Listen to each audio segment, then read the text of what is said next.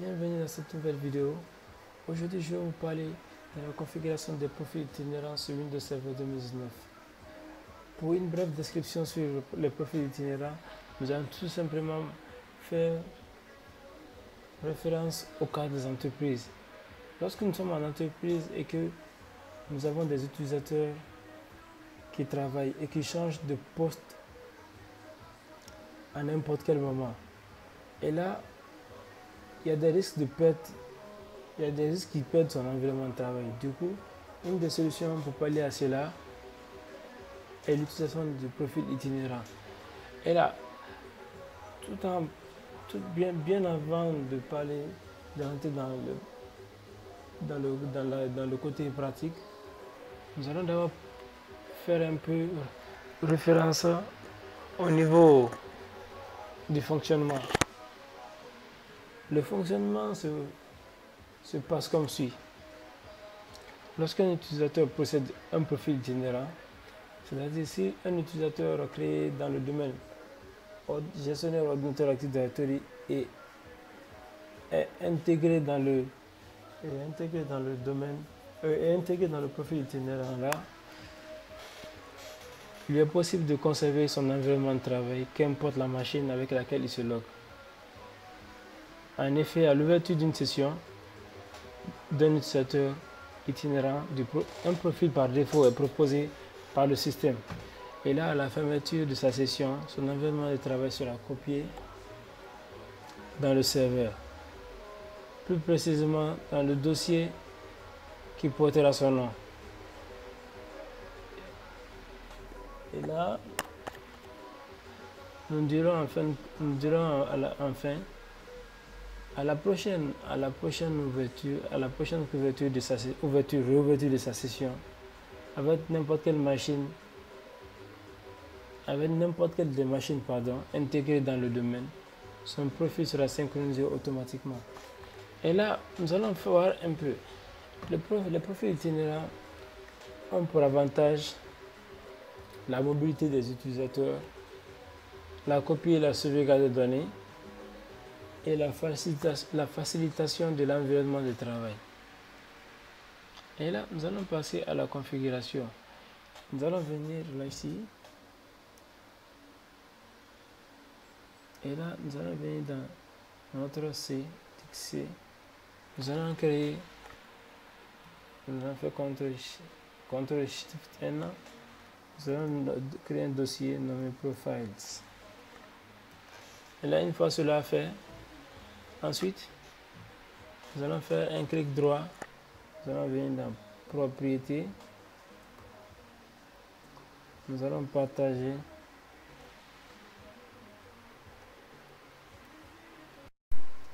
Et là, après partage, quand nous partageons, et là, nous allons dire ici, partage avancé, et là, nous allons autoriser. Et là, nous allons cocher celui-ci, et là, nous allons voir le nom de notre dossier qui est là. Et ensuite, une fois cela terminé, nous allons cliquer sur OK, appliquer, OK. Et là, une fois cela fini, nous allons partager en disant tout le monde, ajouter lecture, écriture. Pour ne pas revenir, pour ne pas qu'on se fatigue à aller encore venir dans propriété, partage avancé, non, autant pour moi. Et là, au lieu de venir encore dans sécurité, on va se mettre à modifier tout cela. Donc, ce sera un peu embêtant. Donc, je préfère faire cela ainsi.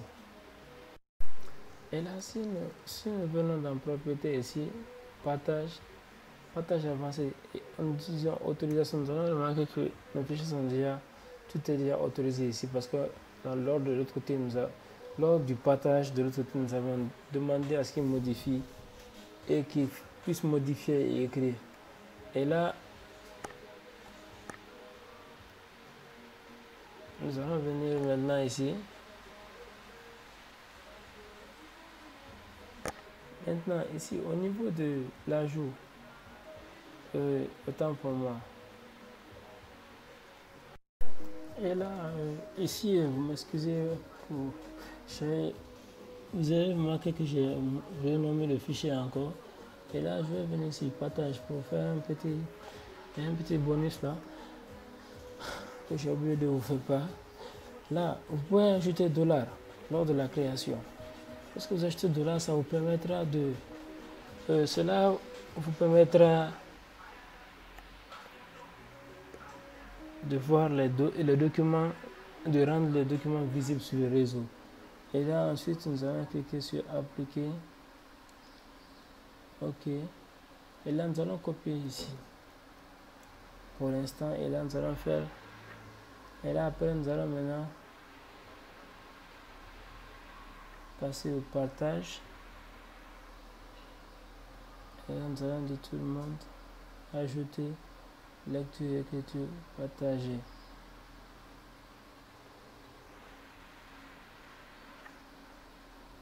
Voilà. Et là, ensuite, une fois cela terminé maintenant, si nous venons ici en faisant CTRL-ALT,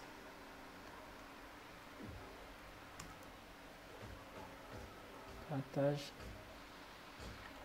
voilà, sécurité, et là, si nous venons au niveau de... On voit que c'est bel et bien modifié. Et là, maintenant, nous allons faire quoi?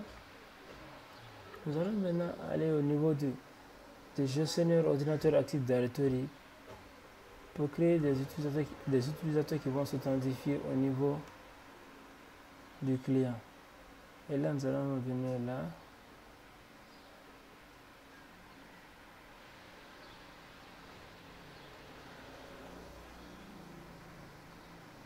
Et là, nous allons créer des utilisateurs. Nous allons d'abord créer une unité d'organisation. Nous allons décocher celle-ci pour faciliter la suppression. Et là, nous allons mettre par exemple test profiles. Et là, si je vais mettre par exemple là,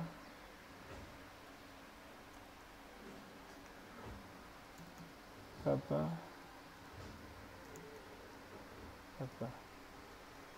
Et là, ici, je vais mettre un mot de passe complexe.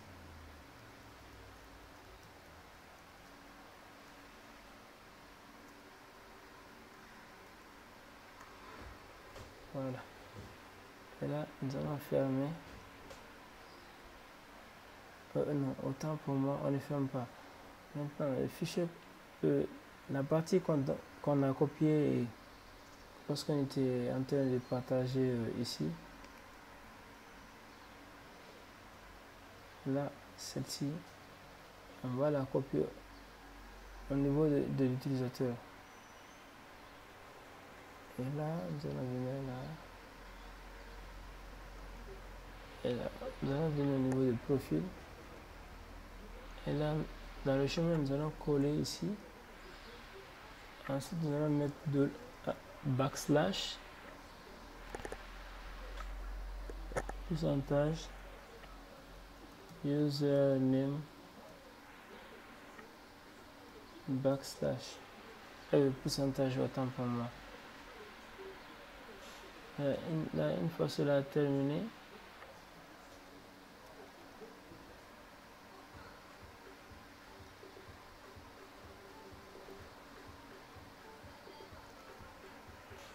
nous avons dit backslash, pourcentage, username, backslash, appliquer. Ok, maintenant ici nous allons venir là pour authentifier pour voir si notre utilisateur va pouvoir se connecter. Et là nous allons d'abord pinguer notre serveur 6dm.cpl. Nous allons intégrer le nom de domaine.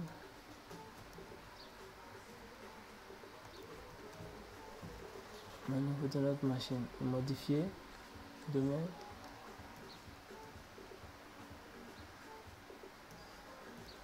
local, administrateur, mot de passe.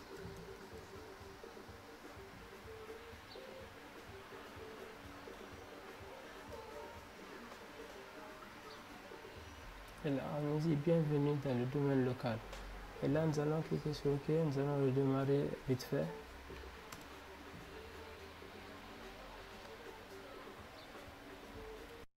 Et là, nous y sommes. Et là, maintenant, on nous dit, et là, nous allons dire autre. Là, le papa. Et là, nous allons maintenant, voilà, notre configuration est en cours.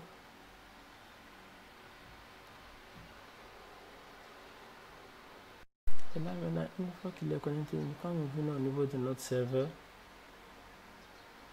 au niveau du profil, on est censé voir papa qui est là. Il a été ajouté. Maintenant, ici, nous allons faire quoi? Nous allons créer par exemple un dossier.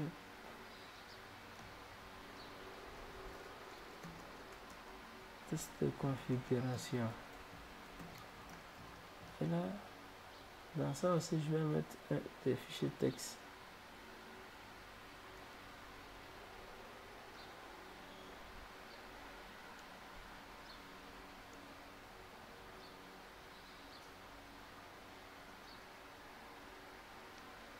Là, je peux mettre par exemple papa. Si. Bonjour les enfants.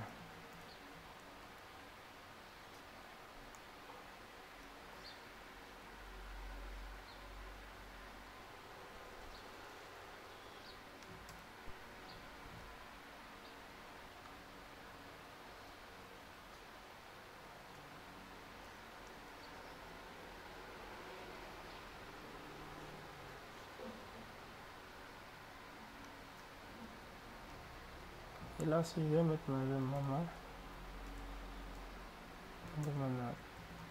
et votre père.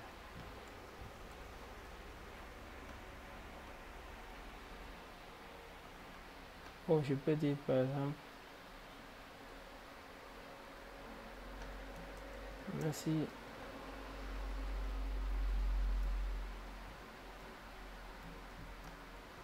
Abonnez-vous. Voilà. Et là, enregistrer. Si on peut créer un dossier à l'intérieur encore, vous dire succès. Là, ceux qui sont là, on va les copier et les mettre dans succès. Ensuite, on va demander à l'utilisateur de se déconnecter. On va se déconnecter de la session. Et là, qu'est-ce que nous allons faire? Nous allons tout simplement quitter. Voilà, nous allons nous déconnecter.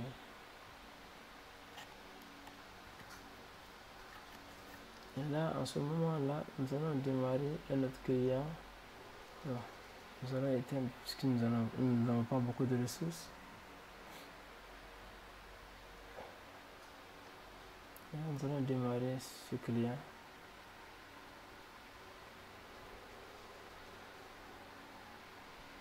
Voilà.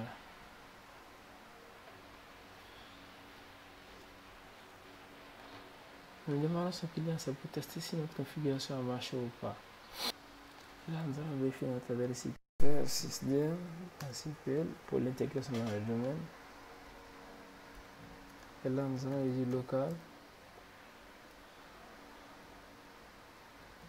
Administrateur.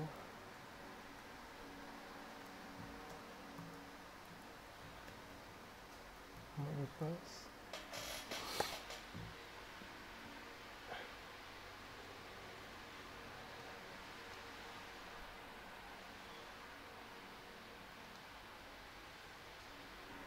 Et là, on dit bienvenue dans le domaine local. Et là, nous allons démarrer la machine. Et là, maintenant, nous allons nous loguer ici avec papa.